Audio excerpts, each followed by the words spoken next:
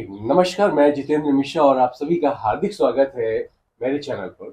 इस समय मैं हूँ चित्रकूट पावन धाम पर और यहाँ पर जो इस स्थान पर मैं रुका हूँ यज्ञवेदी आश्रम है और मेरे साथ है पंकज जी महाराज जो कि बहुत ही ज़्यादा प्रसिद्ध हैं। और यहाँ पर जो ये एक चीज़ आपको मैं बताना भूल गया, ये नागा साधु हैं और जो नागा साधु हैं उनमें भी कितने प्रकार के होते हैं उनके बारे में भी जानकारी हम आपको प्रोवाइड कराएंगे। इसके अलावा जो इस प्रांगण से कई सारे लोग जो कनेक्टेड हैं, इनकी कितनी सारी, जैसे कि कामतानाथ आप दर्शन करते हैं, कामतानाथ के तृतीय मुखार बिंदु, बहुत सारे अखाड़े हैं जिनके बारे में मैं तो कुछ भी नहीं बता पाऊंगा।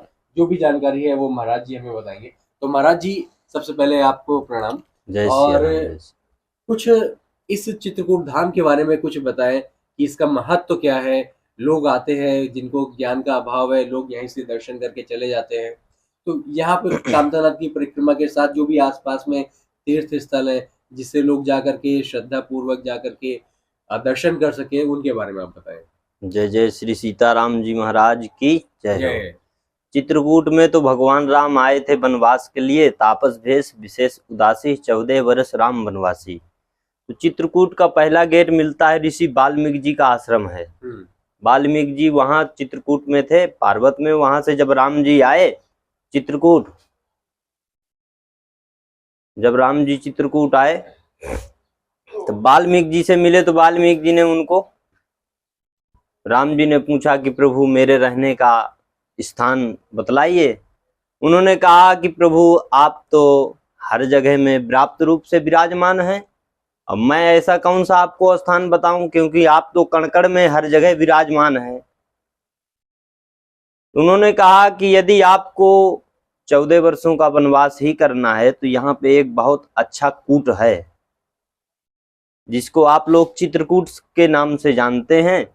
तब राम जी यहाँ आए तो मंदाकिनी पे स्नान करे। तो ये मंदाकिनी हमारी माता सती अनसुईया जो रही, उनकी तपस्या की निकाली हुई गंगा है ये। उन्होंने जब अत्रि वाल्मीकि जी को, अत्रि मुनि जी को प्यास लगी तब उन्होंने ये गंगा को उद्गम किया, तो इसलिए इसका नाम है मंदाकिनी। मंद धारा है इसकी, मंदती, मंदाकिनी पापों का नाश करने वाली है। और जब राम जी चित्रकूट में आए तो यहाँ मंदाकिनी में गोता लगा के लक्ष्मण जी को भोलेनाथ के पास भेजे। ये जो भोलेनाथ जी हैं तो भोलेनाथ जी भगवान का भजन करते रहते हैं। यहाँ राजा धीराज महाराज मत गजेंद्र नाथ के नाम से जाने जाते हैं। जिस स्थल में आप बैठे हुए हैं तो ये ब्रह्मपुरी के नाम से जानी जाती है। बताते हैं कि यहाँ ब्रह्मा जी ने सतयुग में राम जी के आने की प्रतीक्षा के लिए कई यज्ञ किए, 108 यज्ञ किया, बड़े बड़े कुंड बनाया, बड़े बड़े यज्ञ किया ब्रह्मा जी ने। इसको ब्रह्मारण के नाम से जाना जाता है। चित्रकूट के वैसे 3 नाम है। जब राम जी आए हैं, जब राम जी के पहले तो इसका नाम था चित्रकूट। चित्त नाम के एक ऋषि थे, उन्होंने इतनी तपस्या की कि अपने मन को कूट कूट के उसी चित्रकूट में लगा दिया।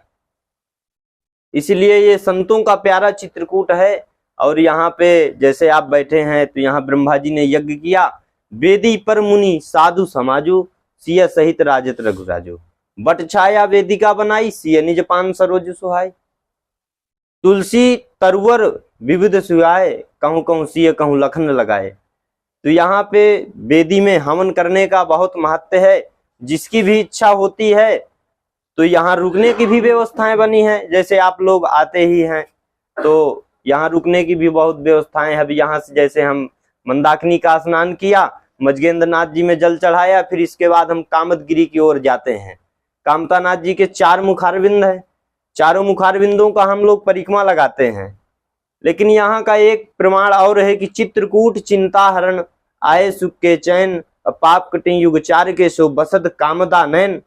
तो यहाँ पे लोग आते तो हैं दर्शन करने के नाम से, लेकिन कुछ लोग तो दर्शन करने ही आते हैं, कुछ लोग अपना आनंद लेने आते हैं, कुछ लोग पिकनिक बनाने के लिए आ जाते हैं। भाई देखो तीर्थ है, ये आश्रम आश्रय का होता है। भाई जैसे स्टेशन है तो स्टेशन बाई स्टेशन में जब ट्रेन जाती है तो स्टेशन मिलते हैं। तो इसलिए यात्रियों के लिए ये आश्रम जो है तो ये स्टेशन ही है। या इसमें यात्री आए, बड़े यहाँ रुके, परिक्रमा लगाए कामतानाथ जी की। कामतानाथ भगवान के अपने 4 मुखारविंद है। बोलो कामद बिहारी सरकार की जय। पहला मुखारविंद है भगवान का, ब्राह्मण का मुख है। दूसरा गौमुख द्वार है। तीसरा अग्निमुख द्वार है भगवान का। चौथा गुप्त द्वार है, संत मुख है। वहां पे भगवान राम गुप्त रूप में सरजू धारा वो बोला जाता है। कोटि कल्प काशी बसे, मथुरा कल्प हजार, एक निबस सरजू बसे तो तुले न तुलसीदार। वहां पे 1 मिनट जितना बैठने का महात्म्य है, उतना 4 मुखार बिंदु के दर्शन करने का महात्म्य है। कामतानाथ जी के 4 मुखार बिंद दर्शन करने का मतलब है, जैसे हम लोग गए भगवान का दर्शन किया, अब जैसे देखा कि क्या छटा है। प्रथम मुखार बिंद में 2 मूर्तियां हैं। जो बड़ी विशाल मूर्ति है उसके मुख से 7 शालिग्राम निकले हुए हैं, जो 5 डाढ़ के रूप में रखे रहते हैं, 2 मुख में रखे रहते हैं। इसी तरह आप दूसरे मुखार बिंद में जाएंगे तो वहां गौमुख द्वार बोला जाता है। आजकल तो वैसे पहले मुखार बिंद को दूसरा मुखार बिंद कहते हैं, दूसरे मुखार बिंद को पहला कहते हैं, तो वो प्राचीन मुखार बिंद वही है। अच्छा। जो जिसको दूसरा बोलता है। इसके बाद आप जाएंगे तो भरत मिलाप का दर्शन होता है चित्रकूट में। फिर इसके बाद लक्ष्मण पहाड़ी है, जो लक्ष्मण पहाड़ी ही अपने निर्माणी अखाड़े का ही स्थान है। और उसके नीचे फिर जब उतरेंगे तब चित्रकूट में कामतानाथ जी का तृतीय मुखारविंद है, लक्ष्मी नारायण मंदिर, खोही बड़ा अखाड़ा। तो ये अग्निमुख द्वार है। वैसे हम लोग जब रहते थे, जब बैठते थे कामतानाथ में, जब बैठते हैं तब लोग हमसे यही प्रश्न किया करते हैं, बोले महाराज भगवान का मुखारविंद बहुत बड़ा हुआ है। तो हमने कई बार बताया कि देखो, जैसे अग्निमुख द्वार होता है तो अग्नि में कोई ज्वाला का विशेष नहीं होता है। क्या पता किस समय अग्नि कौन सी ज्वाला अपनी बना ले, तो अग्नि मुखारविंद तो बड़ा रहेगा ही।